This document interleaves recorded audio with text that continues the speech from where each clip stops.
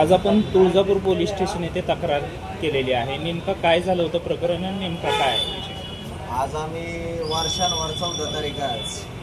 आज मी हॉटेल पण ठेवलं आज शनिवारी, कारण ते आपलं जे इमानग्रस्त झालं त्याच्या ते 270 जे लोक मेलेले आहेत. एक आपल्याला रात्री कळाल्यामुळं मी आज हॉटेल बंद ठेवलं त्या कारणामुळं.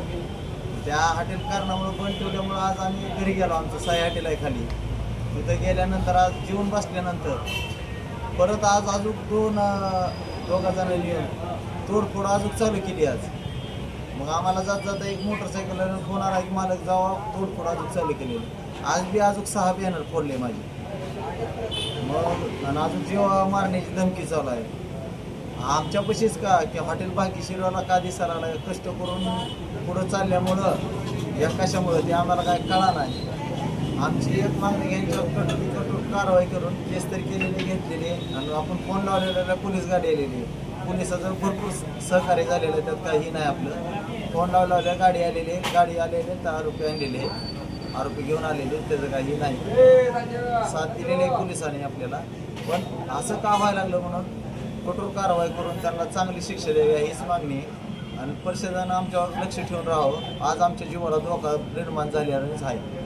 अंदाजे नुकसान किती रुपयाचं झालेलं आहे? आज 20,000 रुपयाचं नुकसान झालेलं आहे. दुसरी घटना अशी दुसरी घटना आठवड्यात. आपल्याच हॉटेलला टार्गेट का केलं जात आहे? तीच म्हणतो मी, हॉटेल भाग्यश्रीला टार्गेट काय केलं जातं तीच कळा नाही मला. आम्ही नवरा-बायको कष्ट करून आज खायला लागला.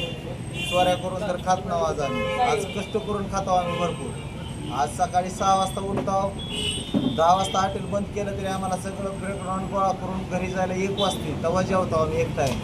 तरी इतकं कष्ट करून सगळे सोडून आमच्यावरच फक्त अत्याचार काम म्हणून आम्ही परिषदेला लय म्हणलेला की गेल्या बऱ्याने म्हणलं होतं, आताही म्हणलं होतं. याच्यावर कठोर ते कठोर कारवाई करून जरा परिषदेनं आमच्यावर लक्ष द्यावं हीच आमची मागणी.